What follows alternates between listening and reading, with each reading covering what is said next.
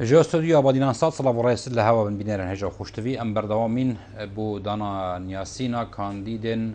ليستا صادوش استوديو اكاديمي اجتماعي كردستان دسنوري باريزگها نينا ودا ج في استوديو هنه بورنشتنا خويا افروكا ما زور بريس نواف سالم حسن حجي كانديد جمهورية 47 السر ليستا صادوش استوديو يا اكاديمي اجتماعي سنوري باريزگها نينا ودا مهوان كريا نواف سالم حجی درچوی پرورده انکو کلیجا پرورده انکو باورنامه پرورده ورگرتیا جزانکویا المستنصریه البغدا خلق دبرا شنگالی او نوکجی وکو ماموستای که خوبخش لکمپا آوارین شنگال لکمالگه ها شاریا خزمتا خویندکارین آواره دکتن بی برانبر هلبات نواف سالم ایک شوان کسایی کو رنگش نزیک یه هایداری روشا افرویا شنگاله و روشا خلق آواره شنگاله و روشا بجن پنابرین شنگاله جی که اوین کوش در وی ولاتی خو کاندید کریش بهنده کو بشیتن بویره که خدمتا هم سرتاسری پارێزگە ها نینەوە خەڵکی پارێزگە ها نینەوە بکات هەمژی بشێوەیەکی تایبەت بشێتن هەندێک هاریکاری و خزمەتی ڕێیا جواتانی نەرن عێراقێ بوو دەڤەرا شنگال و خەڵکێوێ بکەتن سێدای ناوەفتو گەلە بخێراتی سەرسەران سەرچەوە جارێ پرسیارە ئەوەلی ئەم گەلێک جارات کەین ئەvە 16 ڕۆژ دارباز بوون سەر حملە انتخابی وضع هوا شوية هنشاو برخدنا في حملة انتخابي وضع يعني بشكل كي طبيعي بريفاتشي تنيان عراقل ومشاكل بهوا درس بوينة حتى نوكا وضع بصورة عامة بشكل باشا يعني أو خلق قلق فين دنجي خو بدنا لستا صدو شي استوديو بس هكا بشكل حرية هبت الكامب هذا حرية يعني حرية وان بدنا حرية خلقك بدنا لين خلقك جي تعبي وخلقك جيش ايش عندك اتجاه سياسي عاجز بو ما ديتن ما مشاكل ديتن قلق مشاكل ما ديتن بس الحمد لله مثلا معالجة عندنا بطريقة سلمي لان مثلا مشاكلك شوان كمبا باجت شهر سورة ايكتي خلقي شنقالي هذا دراندن بس يد إكتي إذا تشتكي واضح يعني إنه كد ناف كم فدار رجريت هتكرن عراقل درست بنبو خلكي بوكا هندك كمباجي از وكو مثلا كانديدا شوما كمبا داودية بري سباكيا مثلا عشيرة خوكر وملتي خوكر ويديروا ناس يدخلوا شرطي كمبي قلت كانديد هينا مو قلت بليها كانديد كي حزبه موجود هنا سؤالك كي حزبه بلدي ديمقراطيه شينا بس مو يكتيمه وشينا عبي دخل الكامبا داوديه كامبا داود راسي ازقلق مثلا عاجز بهم مو تشاوش مو اجي سؤالك اشتبكم كانديد بارتي درواز بي انا قبلي والله لك لا ندينا تشنجبلي لا انا كده نشان كري او يوصاقتها ادناف كامبا شاريا دو تشاوي كامبا شاريا باشا يعني هندان هو از راسي متشي خرابي نديتي از درواز يعني حمله انتخابيه تذكر شين بوستر تصوير باشا ما مستد يعني تدا قوتن كو عندك لا نتهين يعني ضغوطات اخنا سر اوارت ناف كامبا دات بجنا اگر تو دنگی خود نده فلان اتجاهی عن فلان لا يعني دي اجراءات بران برته هناك افتشتهنا تشتهيا او شيء مجي امجي دانش خلقي ما وخاصه خلقي شنقالي لان خلقي شنقالي يا عذاب خلقي شنقالي دي كاسينه دي او زانش دستك دي تنشي او جي زانش دستك دي مجي في دانش خلقي ما شنقالي خاصه في نقنا مشكله شخوره وشنا سر صندوقه بجرأتك أباش شنا سر صندوقه واللستا كخيانتي شنقالي كري أو لستي اختيار لك بكل أحوال لأن أم وكو شباب نوع برنامج انتخابي أز هدف عامي كاس شوما برلماني عراقي أز وان كسيد إيد كخشكو داقل مكتني دس داعش ده بسببها وي أو قوات دويدري ومدافعة ويخلكي نكرين أزوان كسب بيقموا محاسبة كرين كل أحوال أف نقطة منها مهمة أف وكو كوركيزيا نقطة منها مهمة أف نقطة از وی وان کسی که بوونە سەبەبە خەڵکی شنگالێ ئەوارێت شنگالێ و کەچ و بووکێ و خوشک و داکێتمەوەی تێنە فرۆتنە باشارە ئەزوان کەسە هەدەفام ئەزوان کەسە بگنە محاسبەکن للأسف حکوومەتە هەرێما کوردستانێتانەوە کەسێک شوان نەگریا محاسبەکردن و ئەو کەسە دهۆکێنە و زاخۆنە و ئەربیرن و مەدڤیا کەکی بێت ئەو کەسە هەکەی ئێزدی بێت هەگەی کوردی بسلمان بێ هۆگەچ ئەو کەسە مەدە بێنە محاسبەکردن یعنی ئیرۆ خەڵکە گوسات بێ خەڵکێک ینی هەندێک ماڵ هەینە یەک نەفەر مایە چاوە تێ ضغطی لوی نەفەرێکی تبیژی لە دەست دەنگی خۆ بدێ vê listê û ew liste sebeba سقوطا شنگالê lên em hemû zanin partî ew مسيطر bû şingalê îdara şingalê destê partî de bû wekû êketî himaya xwe dikirin feqet çi îdare destê êketî de nebû şingalê de partî ew îdara birêve dibirin heta cêşê Iraqê şirta nebû قایمەقایم نەبوو هەکەم بێنە حقیقەتێم حقیقەت بەئاخەون قایمەقایم نەبوو شنگالێ de قایمەقایم لەقە بوو مەسئولێ لەقێ گوت بە وەسا بگە وەسات کرد وەسانەکە وەسانەت کرد هەکە قایمەقایم خۆشی بلا بێت بژێ ئەواخفتن کە نەڕاست بێ بژە ئەم ڕۆژێک هات و خەڵکی شنگالێ تەڵب کرد کاک سەربەست سنگێ سەربەست بابیری مەسئولێ لەقێ بوو کاک سەربەست هەگەر تو نەگە دێوان شۆلابی مەدوێ ئەم خوشک و داگی خۆ خلاصکن ئەم زلام مێمینن حتى vê îbare gund em zilamê mîne vê şerkin bes em ailetê xwe xelaskine got ev heta ez şehîd nebim bi şingalê de got ez nahêlim yek bête şingalê û şehîd bû şingalê de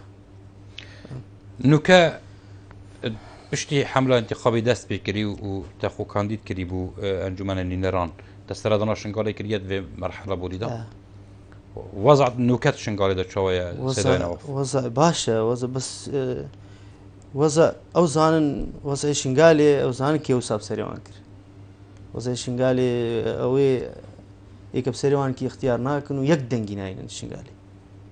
نوکە کێ مسەیطرە ڕۆژێکی هێزت عێراقینە یان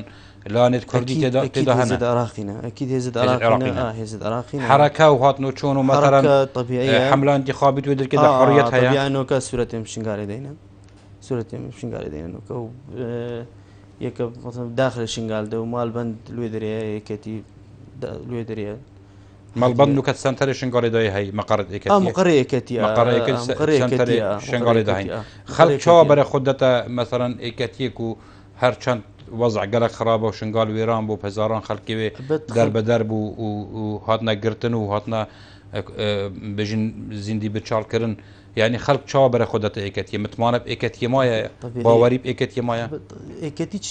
شتێک نەکردە لە شنگالێدا ئێکەتی ئەو ژ وەکی ما وەکە خەڵکێ ما حیمایە خۆتکردن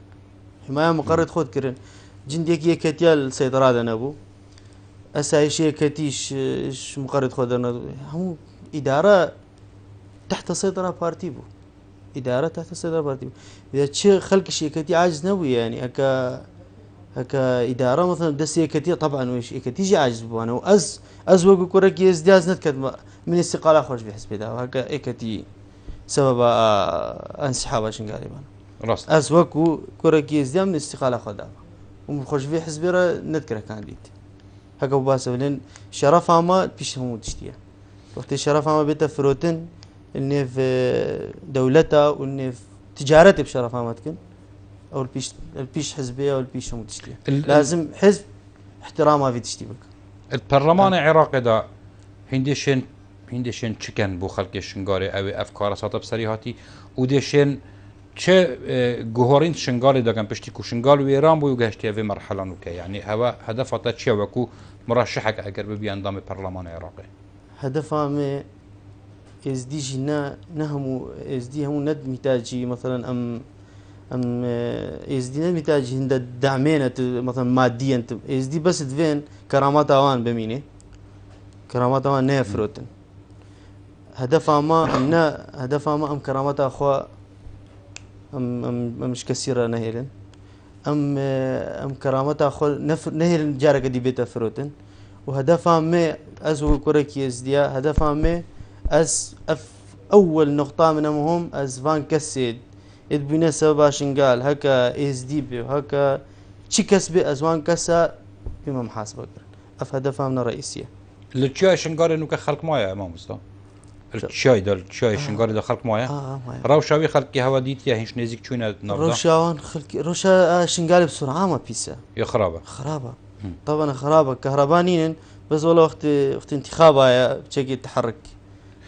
يعني او خدمات نوكا هين كي خدمات كي قدمنا يعني حكمة عراقية يعني شهر ما كردستان بيش الحكومة العراقية نهاري ما كردستان يعني خدمات نتشوية بشنكالي حكومة العراقية أو جي مصالح جبر عندك شخص معين جبر انتخابه جبر انتخابه من الدعاية يا تشتش بشنكالي نهاتي يعني تويد ناف شنغالي دا قرية نسبة چندش صادي نسبة مئوي چندش صادي شنغال ويران بويا وكو بنية تحتي وكو خانو شنغال ويران بويا يعني هشتي صادي شنغال ويران بويا هشتيش صادي شنغال انه قند تشتك نبيد همو مفخخ همو كس نكاري زفري مالك يعني تا شنغال نه هادي كنترول يعني انه كاجي كيشتا مفخخات ماين افري سيرو جاي كوركيز ديا الجرزرك شهيد المالكيت مفخخاته يعني حتى انه هندسه الغام او نشن بري سيرو جاي بري سيرو جاي كوركيز ديا شهيد انه بري سيرو جاي باشا يعني بشتي حكمة عراقي هاي بجين قوات العراقي حشد الشعبي الشرطة الفدرالية عن جيش هاتيتدا يعني حكمة عراقي محاولة نكريكو اوان كنترول سري وضعي بكذا تشتغل ابد كسي تشتغل نكريا هر يكي منظمة متى بس وقت انتخابها بجك تحرك في هاتي كرن شنقال يعني بجك دعاية انتخابي سلة غداية وزعت كن عالم نلغى ما سلة غداية كسج نيزان نمريا كس نيزان نامريجي في كرامتها ما تشتك ما نفيد ما في ام الفي بلدي خدم ام كرامت بن كرامتها ما ندم بيت فروتن نجم نلغى ما ناني وانو يعني جبلي محاسبه كرنا محاكمه كرنا وان كاسين بوينا سبب كو شنغال كتي ان دست الشنغار برداي بيد فيا تشدي بهتك كرن بو هندي ايندي مستقبل جاركادي وضعك وكوي بسر الشنغال وقالك دفريديت بيجن داشتا مثل دانا هيتن يعني بيوستا شبه تكرن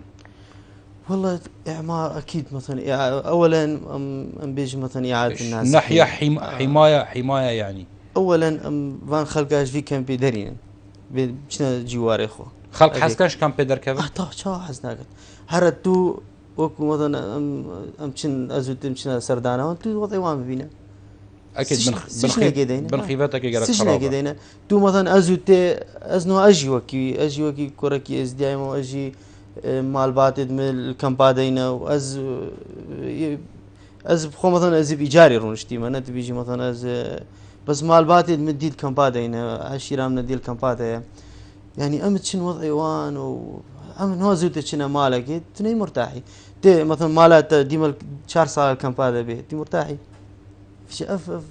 خلقي وسع خلقي افشار صاله السجن كم مفتوح ده حل شيء يعني حل ابدي شاف فقرن وتريد بيجي هشتش صادي شنغار يا ويران بوي هكا ام شنغار كان نموذج شوكي قالك يعني همي محافظه نينوى يا ويران بوي وقالك خلقي باريزغا نينوى نوكا اورنت كم قدا بل وقت ام بحث شنغار كان بيجي يكون نموذج حل شيء يعني هشتش صادي يا ويران او خلق دي شاف فقرت دي كان بوانا خدي اف خلقي لازم باهكا اعاده مثلا عمارات شنو هيك شنغال ده ومال دوان قند باشن بس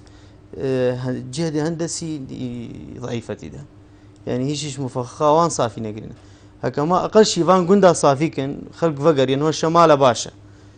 باشا تقريبا هاتي كنترول بس جنوب تياي بلا او نا يعني هيش تمايا ومن مثلا خلقك نيزنجي قندت عربا يجي خلقك جي نويري هيش نا هاتي كنترول كن بجيكي باشا يعني حتى انه بيجين شرخك ما يتناف برا كردن ازديب تايبتي وبس بونمونا عربن كل دورو برين شنغار وادركا او شرخه مايا ترس مايا تناف برا وندا اكيد ترس مايا لان وقت ايكا جارك خيانتي بك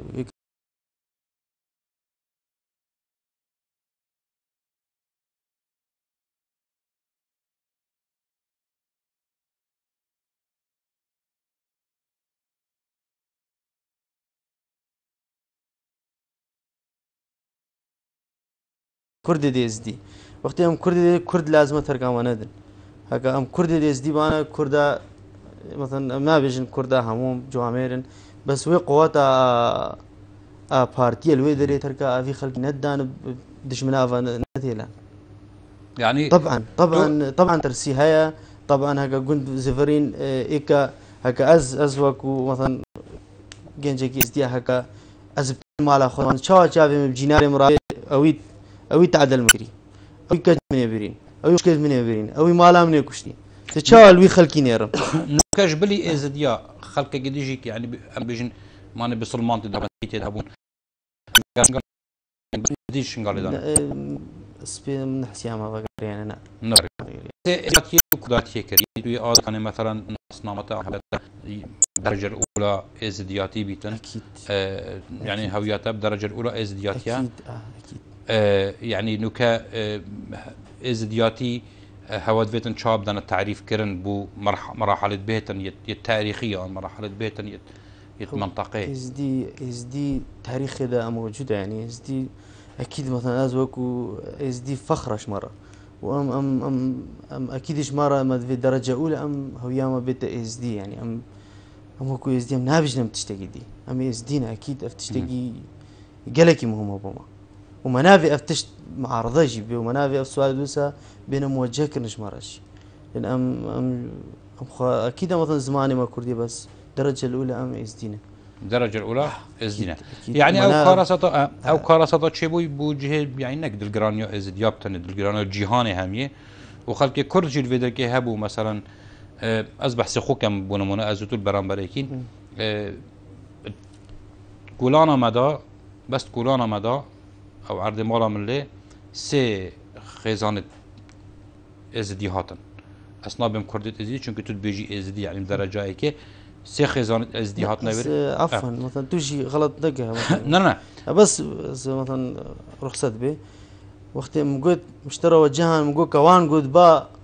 راسك ام كردي ترقى ما ندان الشنقالي ده ام بدش منها ندهلان وأف حقي من في أخفتني بيجي ما فيتا يا بس مقول بيجمتا يعني بونمونا سي خيزانة إزدي مثلا كولانا من ده بون بشافقه هش ندف ما بطو تزاني وضع ويقافي تشاوبو يعني هركس بخوت رافيا هركس محاولة تلقى يتجهها كي بشافقه هش ندف ما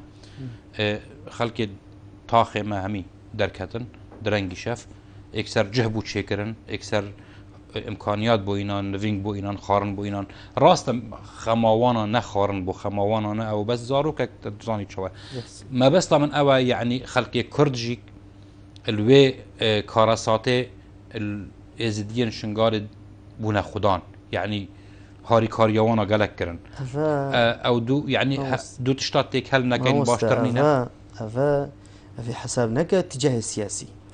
ام بلد الكرم بجنامه يعني ام اف تقاليد الاجتماعية في حسابنا الاتجاه السياسي يعني وقت خلقك بومبك بو اجتماعيا بومتك الاتجاه السياسي حكومات بالضبط حكومات يا اخوها وقت حكومات خيانة الويبكا او يا اخويا او هيك او شو بس ازوتي ام اجتماعيا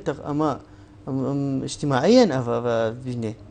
افا الاتجاه السياسي خلقك خلقك يتك الانتقاليد الشرق الاوسط معروف بكرم اخو خلقك بو خلقي اف خلق بو خلقتك نحكومتي بو ركريه نحكومتي اغلب خلق يعني في نكن في ده افا منو كما كرن افتجاه ام قنجا خلقكي ام قنجا جاميرا ونداتكن ام بيفام نش خلقي قنجاوان ام حتى دنيا السرسري مو سرچاوي ما وقت اوجي وساب امجي كبروان ده اكيده تشتكي اكيده بس تجاه سياسي جدايه وتجاه اجتماعي جدايه اوان بو خلقك كيريا نصر خاطره حكومته ونصر خاطره تشتكي لا وكو انسان انسانيات دلي يقابل نابت وقت مهاتين خلق زاخو مال خوش مره هلا راسته نفين بو ما قدم كرن شركات مواد غذائيه وزع كرن بو خلق ما تشتك نما نكرن مدرسه خالي كرن جامعه خالي تشتك نما نكرن يعني كل احوال نبو تشتك ما مسلم كم افا نما سر حساب حكومتي قنجا حكومتي فقنجا خلقك كردايه مطلب ازدياء بدرجه اكيتشيا يعني بو مستقبلي مطلبي وانا بو هندي خوب باريزن بهنا باراستن جارك دي اف جورك هراسات بسري وانا دانا هنا خاري مطلبي وانا تشبو بهتكرن مطلبي هشتيش صدي مطلبي ازديا يعني ازدي قلق تعبديتن ازديا قلق دلوان قلقي صوتيا نوصل وان بنيرا بس دلوان هري صوتيا هشتيش صدي مطلبي ازديا بيتا نفذ كرن هكا او خلكي ادبونا سبا في كارتا شنغالي في كارتا شنغالي بينا محاسب كرن ازدي وكبري و ثقافة فقيرن هكا هاد بانا محاسبة كرن او اجراءات قانونيه بيوست بينا كرن معناها لازم بينا كرن لازم يعني بس اول شيء مرتبطة بسؤالات مرتبطة بسؤالات لازم بو اف كسا وقتي وصل شنغال هاتي رجع اول دايك شفان كسيت شنغالي ازدي بي مسيحي بي كردي بسلمان بي عرب بي مسؤول شنغالي لازم بو نفس سجناده بانا السر خاطره وان كتشو جينيت ازديا شرفاء ما كرداهم ويا هكم زانبن لازم بو او كسا هاد بانا محاسبه كرن ايرم اف اخفتنا تقول برنامج هذا ويا دويجي ما تشتغنا مدفي ام كرامتها ما بباريزن ما از واضح تراغفم يعني دو توجه نكيت هين الساحة السياسية دال باريزقها يعني بيجن نافبرا هريما كردستاني وعراقي دا يعني مرتبط كيريفا مرتبط سهل نينوا بشكل عام بقرش مخمور حتى قهيت شنقال دو توجهتين توجهك او تطبيق مادة صدوتشل يا دستور عراقي وأفا مطلبك بيجين سركردات يا سياسية كردية الهرما كردستاني وشربوا تتكرن 2003 حتى نوكا مطلبي دوية رنجة بشتي داگیر کرنا شنگالش لای داعش و پیچه که قوات کتبو بس بری هنگیجی نوعا ما او مطلبه هبو درست کرنا اقلیمك خاص السهل نينوا بو اقلياتا وكو ازدي وشبك ومسيحي وكاكي اف اقليات تاني اقليمك خاص بوا يعني محافظك خاص بوا حتى نوكا او مطلبه موجوده تشن معلومات سر هنا خلقك شد بيشتن بويري خدي اف مطلبه كهادبانا نفذ كرن باش بو يعني كي اف مطلبه شو السرهات يكرنا يعني شو السرهات يكرن نب شيء كي باش نب مثلا هكا هادبانا مثلا ام مش كان كده مثلا اما بيسيا مثلا اما بيشن افبري شميش ده ازد بين مديم بيشن شنغال امكنا محافظه اما اقليم فابا شنغال امكنا محافظه ما داستو تشيل افا هيش كبرلمان عراقي وابويا وتانو بيجن ما داستو تشيل تانو طبقنا كرينا كسي طبقنا كرينا افا كهادبانا باش بو نبي باش يعني كيش وانا باشتر بو هردو باش كيش وانا باشتر بو هكا شنغال بو اقليم مثلا سر يعني خلك شنغال اداره خو كربا خلك شنغال اداره خو كربا اف شمو باشتر بو يعني اداره ذاتيه اف مطلب از دي همو يافا مطلب از دي هر النيف كامبا همو بغاري النيف خلك شنغال همو بيجي مدفي از دي حمايه خو بكن الشنغال ده ام خلك شنغال ام خلك شنغال دشتا مثلجي يعني مثلا ابا الشيخان ابو عدري خلك همو انه العراقي همو كسدي حمايه منطقه خوبك اكيد هم في بس ام كخلك شنغالي ما في اداره ما دسي ما دبا اداره ام مطالبات كن افو ساب سري ما هات وساب سري يا بسري شنغالي هاتي بش عراقي نهات شو منطقه عراقي نهات مال هاد نويران كرن كتشوشن هاد برن خلك داعش كتشوشن دي اس دي هم برن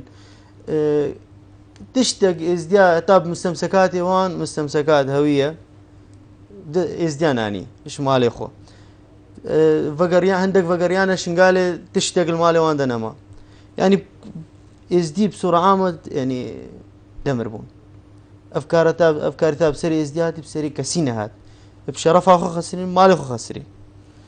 يعني اكيد مدفيا ومطلبي ما قالك جاره ما مطالبه كري في حقي بس في حقه تانو نهات يا نفذ كرن ونهاية نفذ كرنجي مدفي بس هكا هات أنا فكر إذا آليات زفراندنا وي حقي بو خلق الشنغالي برأيته آليات يا زفراندنا وي حقي تو عندما كي برلماني بيدي شيء شكي يعني خلق دنجي خوب داتا بو هندي ببيع انضم برلمان عراقي بشي وان حقوق ابو بزفرين يفا وهندك مطالبات وانا بجيبني تدي آليتك هي بشي مكاري خدي از مثلا راستي باخذ مشترى